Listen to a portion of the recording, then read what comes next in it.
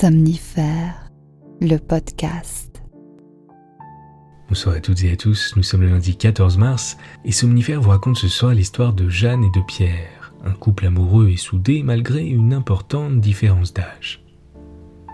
Or Pierre cache un secret qu'il s'apprête à révéler et qui risque de tout faire basculer. C'est une nouvelle de Maurice Leblanc intitulée « Le baiser de l'homme ».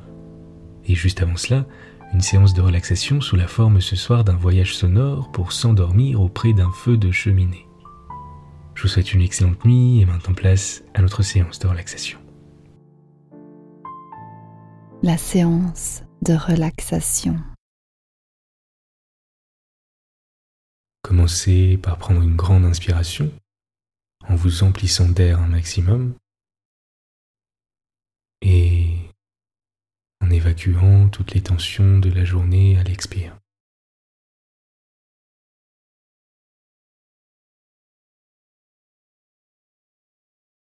Laissez tous les tracas du quotidien de côté, refermez la page de cette journée et laissez-vous aller à la détente.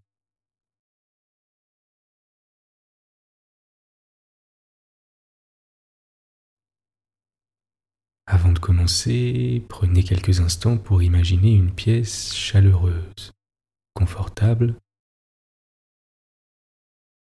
et où vous vous sentez en sécurité.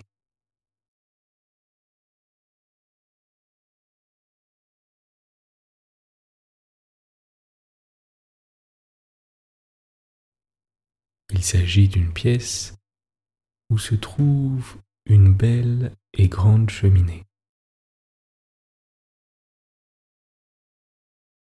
Ce peut être un chalet isolé en pleine montagne, avec des murs en bois massif,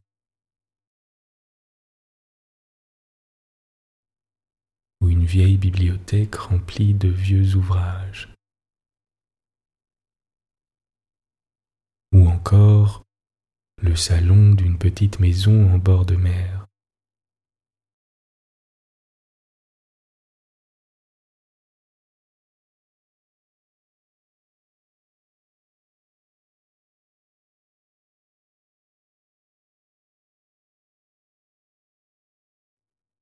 Et je vous propose à présent de vous installer auprès du feu.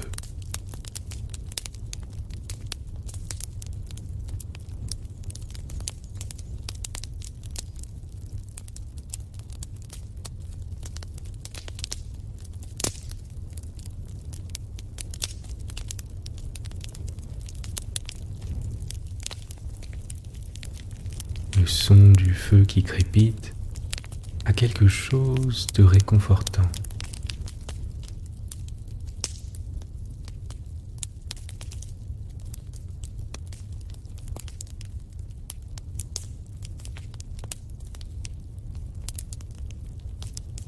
Vous observez les flammes qui dansent et ondulent avec élégance.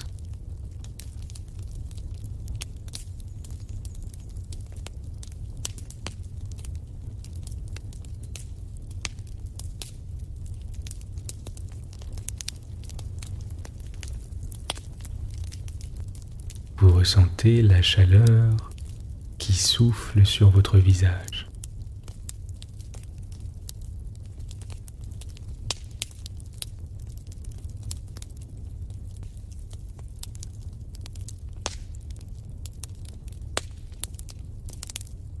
Appréciez l'odeur du bois fumé.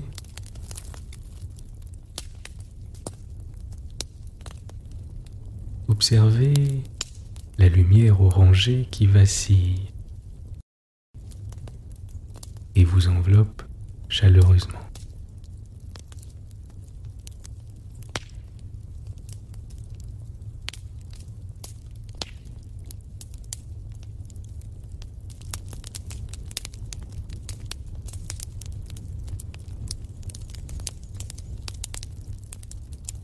Ressentez cette chaleur venir caresser et détendre vos pieds. Et monter doucement jusqu'à vos chevilles.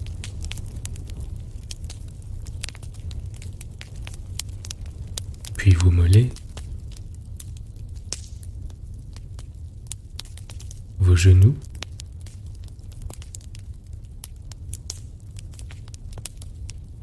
vos cuisses,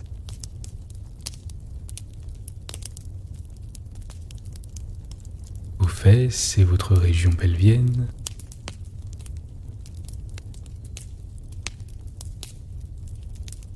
vos hanches, le bas de votre dos,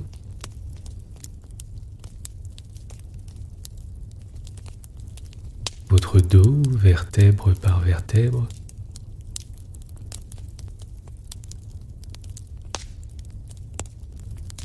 jusqu'à vos trapèzes,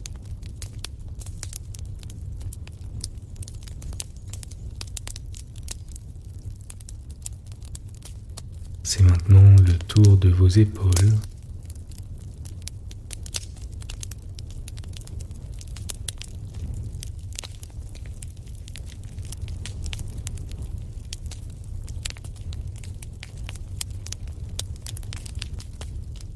votre nuque et votre cou.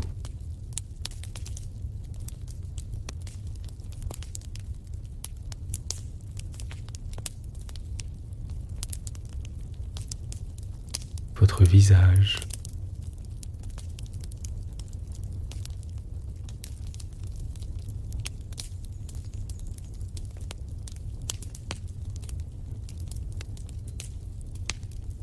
Votre cuir chevelu.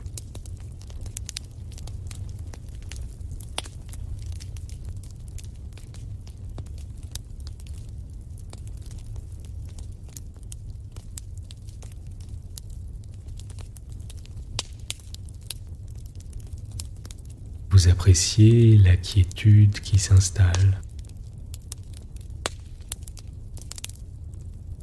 et décidez de vous laisser bercer par la lumière rousse du feu de cheminée.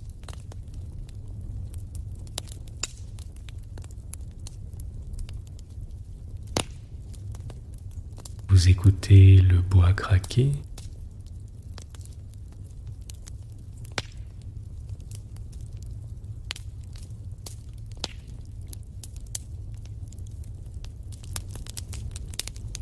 observez le feu briller,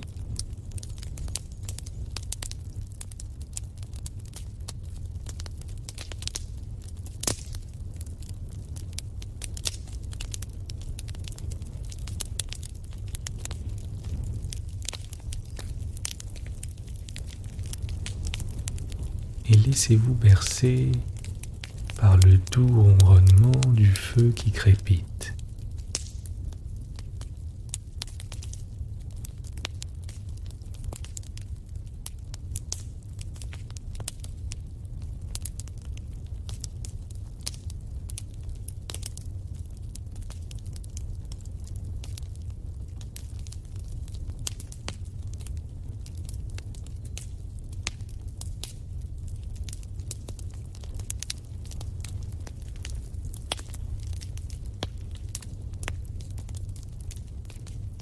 Vous êtes calme et détendu.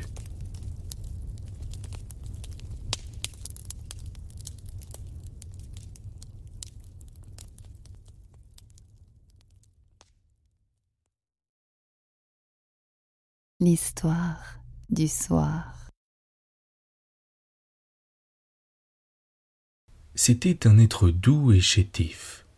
Sa mère l'aima peu. Il n'eut pas d'amis. Et toute sa jeunesse se passa dans l'isolement des tristes et des timides. Avec l'âge, sa mélancolie ne s'accommodant plus du tumulte de Paris, Pierre se réfugia en une petite ville de province pour y commencer de mourir, car la vie ne lui offrait guère plus que ce but. Mais il rencontra une jeune fille dont l'âme sourit à la sienne, et il l'aima. Il aima sa joyeuse santé, la lumière de ses yeux et la candeur de ses paroles et de ses pensées. Après plusieurs mois d'hésitation douloureuse dont Jeanne ne connut le secret que plus tard, il lui avoua son amour et reçut l'aveu du sien. On les fiança. Selon leurs conventions, La première année du mariage s'écoulerait en un manoir que Pierre possédait en Bretagne. Ils y vécurent 20 ans, heureux et solitaires. En 20 ans, ils ne virent personne hormis 2 vieux domestiques qui suffisaient à toutes les besognes. Ils furent heureux, se contentant de ce que la destinée leur donnait, l'intimité des âmes, la gravité de l'amour, la joie des mains qui s'unissent et des silences qui rapprochent. Ils étaient de très purs miroirs où ils se contemplaient mutuellement.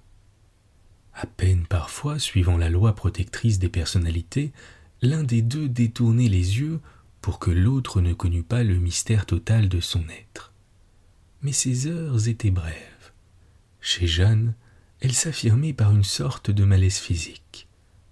Il lui manquait quelque chose d'inexplicable, et elle allait le long des routes à grandes enjambées, cherchant la lutte contre l'âpre vent ou contre le soleil hostile.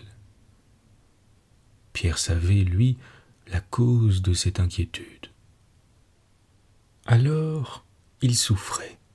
« Pierre, qu'avez-vous, mon Pierre ?» suppliait Jeanne.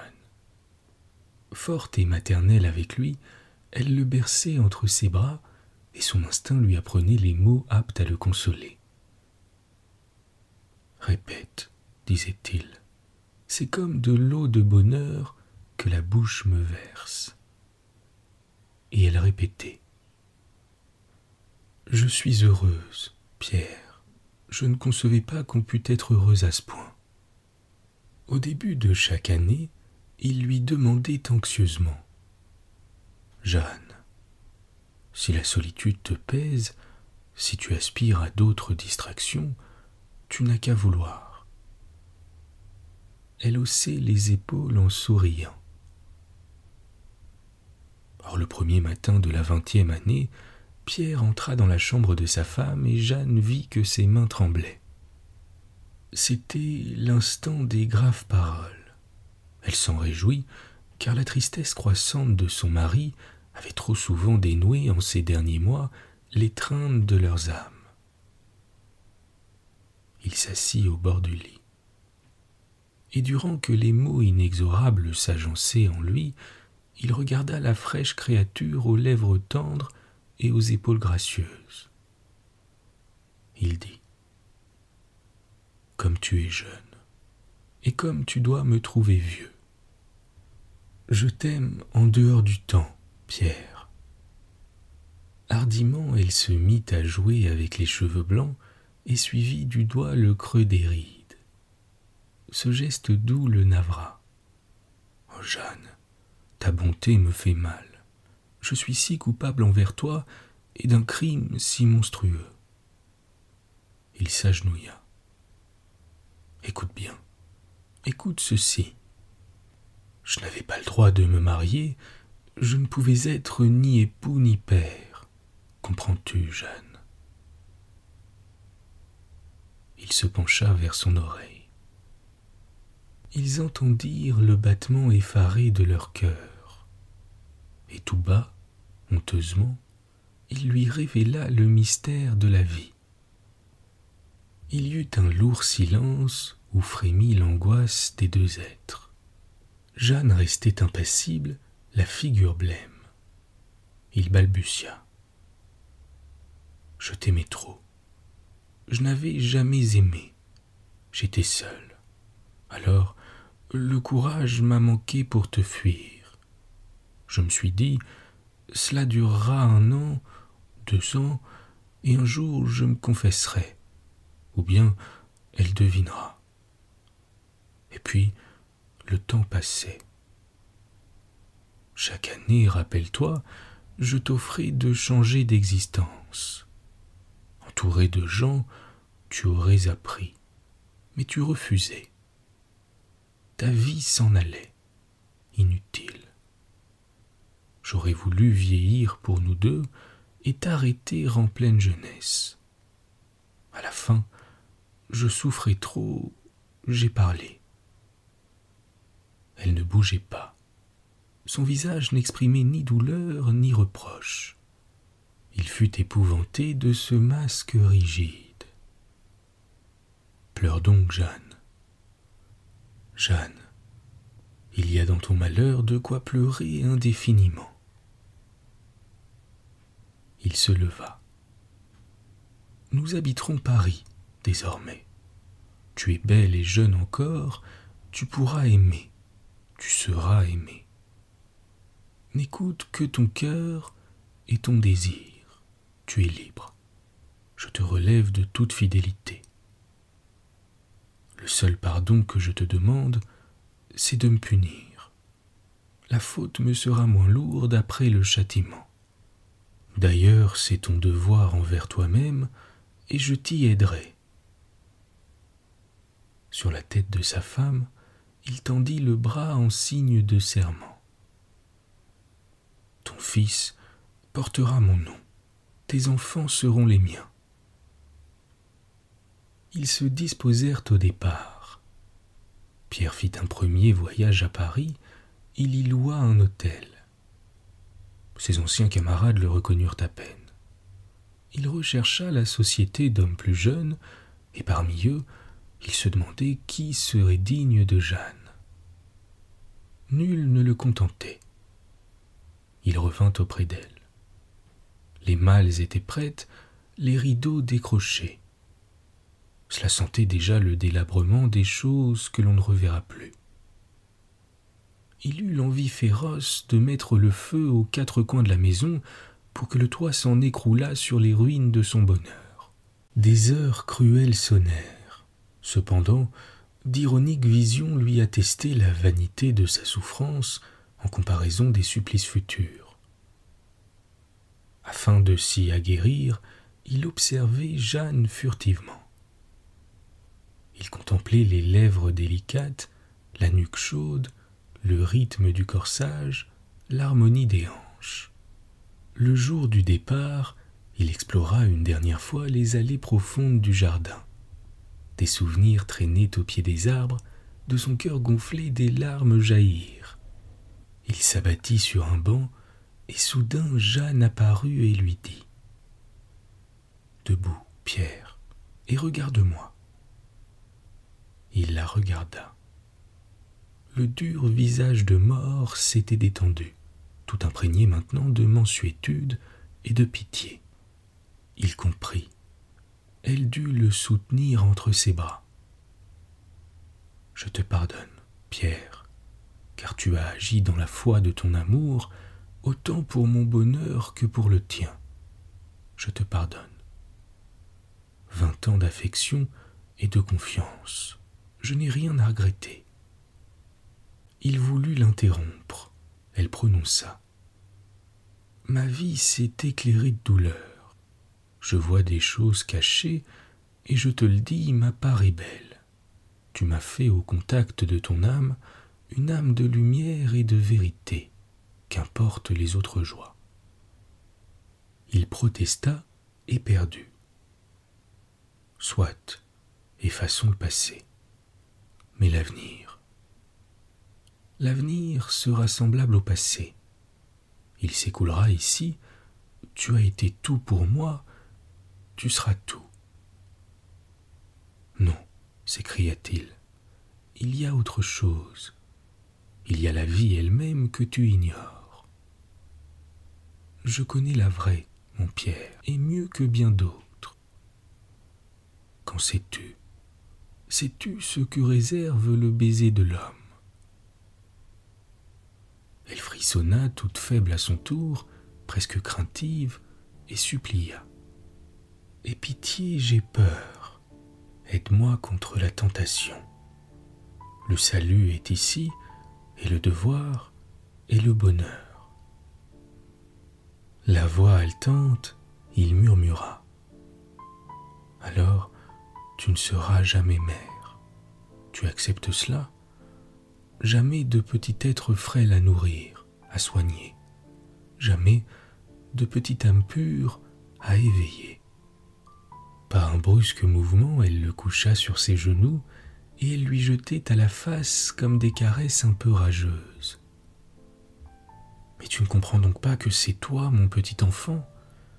Tu ne comprends donc pas que si la femme est morte en moi avant d'être née, c'est que la mer est vivante, et que tu es mon fils chéri, le fils de mes entrailles et de mon cœur. » Et de ses mains adroites et tendres, elle câlinait le vieillard comme elle eût pétri la chair grasse d'un petit enfant. Bonne nuit. Bonne nuit.